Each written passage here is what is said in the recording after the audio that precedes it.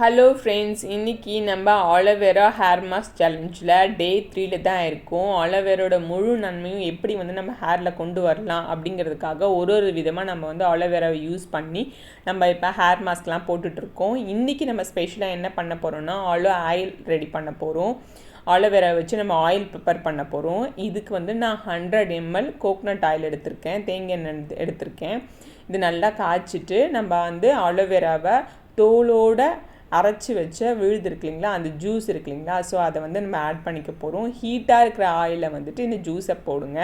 நல்லா கொதிக்கிற நிலமையில் இப்போ இது கூட முக்கியமான இன்க்ரீடியண்ட்டாக கருஞ்சீரகம் நான் ஆட் பண்ணுறேன்.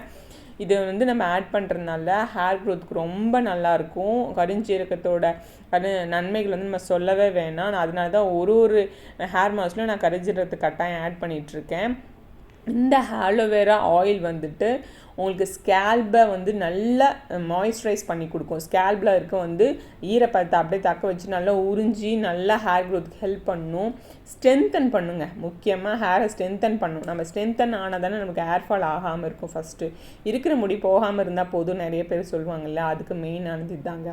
ஸோ நம்ம இதை ஃபில்டர் பண்ணி எடுத்துக்க போகிறோம். ஃபில்டர் பண்ணிவிட்டு இது ஸ்டோர் பண்ணி வச்சுக்கலாம். நம்ம இதில் கொஞ்சம் வாட்டரிஷாக தாங்க இருக்கும். இதோட ஆயில் ரொம்ப பிசுப்பெல்லாம் இருக்காது. அதனால் நீங்கள் இது ஹேரில் அப்ளை பண்ணதுக்கப்புறம், ஸ்கேல்பில் அப்ளை பண்ணதுக்கப்புறம் உங்களுக்கே நல்ல ஃபீல் இருக்கும். நல்லா சூடாக வார்மாக இருக்கும் போது இதை அப்ளை பண்ணிவிடுங்க. நம்ம காய்ச்சி கொண்டட்டில் பண்ணிவிடுவோம். இது நீங்கள் ஸ்டோர் பண்ணி வச்சுக்கிறீங்கன்னா ஒரு வாட்டியும் லைட்டாக ஹீட் பண்ணிவிட்டு நீங்கள் அப்ளை பண்ணுங்கள். நான் காட்டனில் டிப் பண்ணி ஸ்கேல்பு முழுக்க அப்ளை பண்ணிவிட்டு டிப்லேயும் அப்ளை பண்ணுறேன். ஸ்மெல் நல்லா இருந்துச்சு எனக்கு.